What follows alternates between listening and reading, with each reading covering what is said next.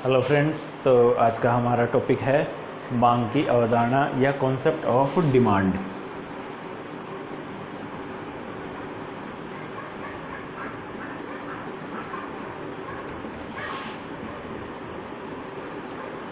तो चलिए शुरू करते हैं।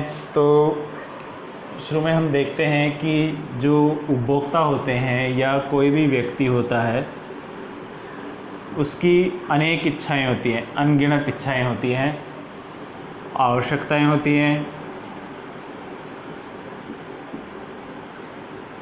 और होती है मांग।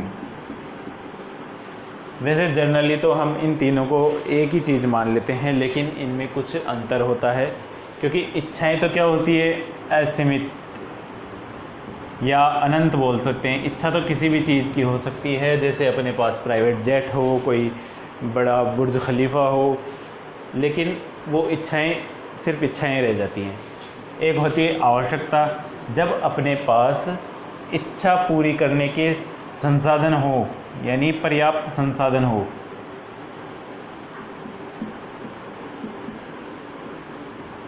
इच्छा पूरी करने के पर्याप्त संसाधन हो अपने पास, तो उसे बोलते हैं आवश्यकता।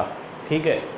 फिर ये आवश्यकता मांग कब बन जाती है, जब अपने पास जो पर्याप्त संसाधन हैं उन पर्याप्त संसाधनों को अपन खर्च करने के लिए तैयार भी हो जाते हैं।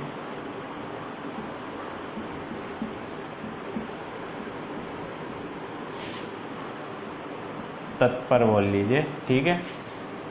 इच्छाएं क्या होती हैं, असीमित होती हैं, और उन इच्छाओं, जिन इच्छाओं को पूरा करने के लिए अपने पास पर्याप्त संसाधन है, यानी कि उपभोक्ता के पास संसाधन कौन से होते हैं, रुपए। तो जिन इच्छाओं को पूरा करने के लिए पर्याप्त संसाधन है वो इच्छाएं बन जाती है आवश्यकता, और जिन आवश्यकताओं को पूरा करने के लिए हम जो संसाधन है वो खर्च करने के लिए तत्पर रहते हैं, तो वो बन जाती है मांग। तो देखिए मांग क्या होता है, जैसे किसी भी उपभोक्ता को, किसी एक उपभोक्ता को मान लीजिए किसी वस्तु की इच्छा हुई, मान लीजिए शूज की इच्छा होती है। अब इस शूज को खरीदने के लिए इसके पास क्या है, पर्याप्त संसाधन है।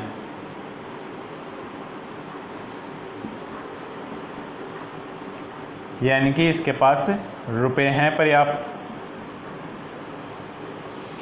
और इन रुपयों को ये खर्च करने के लिए भी तैयार है।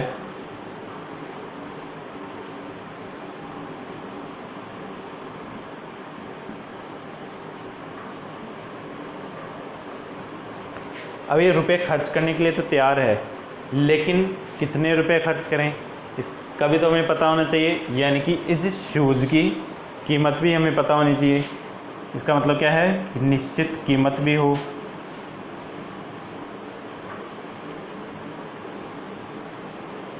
कि भाई अपने पास पैसे भी हैं और हम खर्च करने के लिए तैयार भी हैं, लेकिन कितने खर्च करने हैं ये किस पे कैसे पता चलेगा हमें, जब इसकी हमें कीमत मालूम होगी। और ये जो हम खर्च कर रहे हैं वो कब खर्च कर रहे हैं, इसलिए इसका एक निश्चित समय भी होना चाहिए।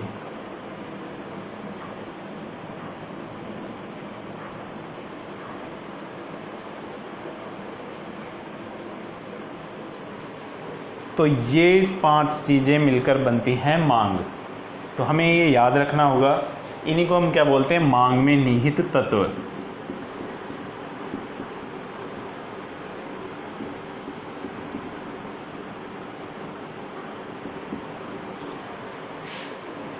क्वेश्चन पूछ लिया जाता है कि निम्न में से कौन सा तत्व मांग में निहित है या नहीं है, तो इन 5 को हमें याद रखना होगा।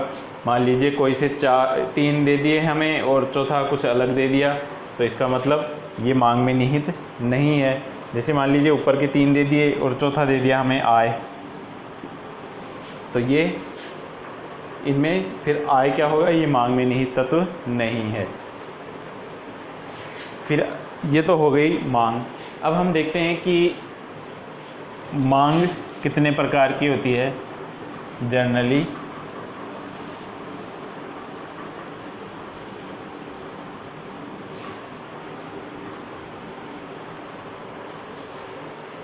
एक तो होती है व्यक्तिगत मांग, यानी कि इसमें हम सिर्फ एक उपभोक्ता की मांग देखते हैं कि वो कोई एक उपभोक्ता किसी वस्तु के लिए कितनी मांग कर रहा है। और एक होती है बाजार मांग, जिसमें हम सभी उपभोक्ताओं की किसी वस्तु को लेकर मांग जोड़ लेते हैं। तो शुरू में हम देखें व्यक्तिगत मांग। तो देखिए व्यक्तिगत मांग होती है किसी व्यक्ति की मांग, वो किस पर निर्भर करती है? व्यक्ति कोई वस्तु खरीदने जा रहा है, अब उस वस्तु की कीमत कितनी है तभी तो वो व्यक्ति खरीदेगा उसको। अगर उसको महंगी लगती है वो तो नहीं खरीदेगा, अगर उसको सस्ती लगती है तो वो ज़्यादा खरीद लेगा। तो इसलिए उस वस्तु की जो कीमत होती है उस पर व्यक्ति की जो मांग है वो निर्भर करती है, व्यक्तिगत मांग किसी वस्तु के लिए। तो और क्या होता है, उस वस्तु से संबंधित जो दूसरी वस्तुएं, मान लीजिए वैसी ही कोई दूसरी वस्तु है जिसकी कीमत कम या ज़्यादा है, तो उससे भी क्या होगा, उस वस्तु की मांग पर असर पड़ेगा। जैसे मान लीजिए हम जैसे शूज़ खरीदने जा रहे हैं लेदर के, और मार्केट में जो स्पोर्ट्स शूज़ हैं उनकी प्राइस बहुत कम है, तो हम क्या करेंगे, फिर लेदर शूज़ ना लेके स्पोर्ट्स शूज़ ले लेंगे ताकि हमें क्या हो, बचत हो। ठीक है, तो ऐसे ही जो दूसरी वस्तुएं इससे संबंधित, उनकी कीमत पर भी इस वस्तु की मांग निर्भर करती है। फिर आती है उपभोक्ता की आय। उपभोक्ता की आय जितनी ज़्यादा होगी वह वस्तु की उतनी ही ज़्यादा इकाइयाँ खरीदेगा। फिर क्या आता है, उपभोक्ता की रुचि, यानी कि उपभोक्ता को अगर उस वस्तु में ज़्यादा रुचि है तो उपभोक्ता उसकी ज़्यादा इकाइयाँ खरीद लेगा। अगर उपभोक्ता की रुचि कम है इसमें तो वो सिर्फ क्या करेगा, जितनी ज़रूरत है सिर्फ उतनी ही खरीदेगा। तो ये क्या है, व्यक्तिगत मांग को निर्धारित करने वाले कारक। तो इनको हम फंक्शन के रूप में लिख दें तो ये हो जाता है व्यक्तिगत मांग फलन। ठीक है, अब हम देखें बाजार मांग। बाजार मांग क्या होती है, जितने भी उपभोक्ता हैं सभी की मांग को जोड़ दिया जाए किसी वस्तु के लिए। तो देखिए बाजार मांग किस पर निर्भर करती है, एक तो वस्तु की खुद की कीमत पर, कीमत कम होगी तो लोग ज़्यादा खरीदेंगे और कीमत ज़्यादा होगी तो लोग कम खरीदेंगे। ऐसे ही जो संबंधित वस्तुएं हैं उनकी कीमत पर, जैसे अभी हमने शूज़ का एग्जांपल लिया, अगर उससे संबंधित या उसकी जैसी किसी दूसरी वस्तु की कीमत अगर कम है तो उस वस्तु की मांग कम हो जाएगी और उस दूसरी वाली वस्तु की मांग बढ़ जाएगी। इसलिए उस वस्तु की मांग दूसरी वस्तु की कीमत पर भी निर्भर करती है। उपभोक्ताओं की आय पर, मतलब उपभोक्ताओं की आय जितनी ज़्यादा होगी उस वस्तु की मांग भी उतनी ही ज़्यादा होगी। उपभोक्ताओं की रुचि पर, उपभोक्ताओं की रुचि अगर उस वस्तु में है तो बाज़ार में उस वस्तु की मांग ज़्यादा होगी। फिर आता है पॉपुलेशन पर, अगर किसी देश की जनसंख्या ज़्यादा है तो किसी वस्तु की मांग भी क्या होगी, ज़्यादा होगी। और निर्भर करता है ये भविष्य में कीमत परिवर्तन की आशा पर। मान लीजिए किसी उपभोक्ता को ये लगता है कि फ्यूचर में जो वस्तु खरीदने जा रहे हैं, फ्यूचर में उस वस्तु की कीमत कम होने वाली है, तो वो क्या करेगा, अभी उस वस्तु को खरीदना रोक देगा। वो सोचेगा कि मैं उसको फ्यूचर में ख़रीद लूँ, इसलिए उस वस्तु की डिमांड पर भी इससे फ़र्क पड़ेगा। और ये मांग निर्भर करती है आय वितरण पर,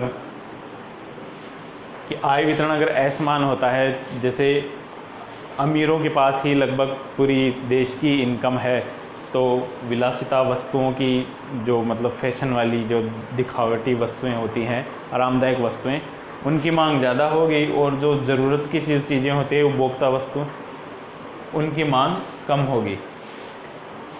तो ये जो सारी चीज़ें हैं ये बाज़ार मांग को प्रभावित करती हैं, यानी कि ये जो तत्व हैं ये बाज़ार मांग को निर्धारित करते हैं। अब इसको हम अलग अलग देखेंगे।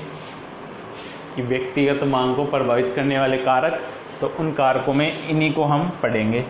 ये बाज़ार मांग को प्रभावित करने वाले कारक, इन्हीं को हम अलग अलग डिटेल से देखेंगे कि वस्तु की खुद की कीमत में परिवर्तन होने से उसकी मांग पर क्या फ़र्क पड़ता है, संबंधित वस्तु की कीमत में परिवर्तन होने से वस्तु की मांग पर क्या फ़र्क पड़ता है, उपभोक्ता की आय में परिवर्तन होने से उस वस्तु की मांग पर क्या फ़र्क पड़ता है, या उपभोक्ता की रुचि में परिवर्तन होने से उस वस्तु की मांग पर क्या फ़र्क पड़ता है। ऐसे ही बाज़ार मांग फलन के अंदर जो अलग अलग कारक दिए हैं उन सभी के प्रभाव हम पढ़ेंगे मांग पर। ठीक है, तो ये हम करेंगे नेक्स्ट वीडियो में। आज के लिए इतना ही।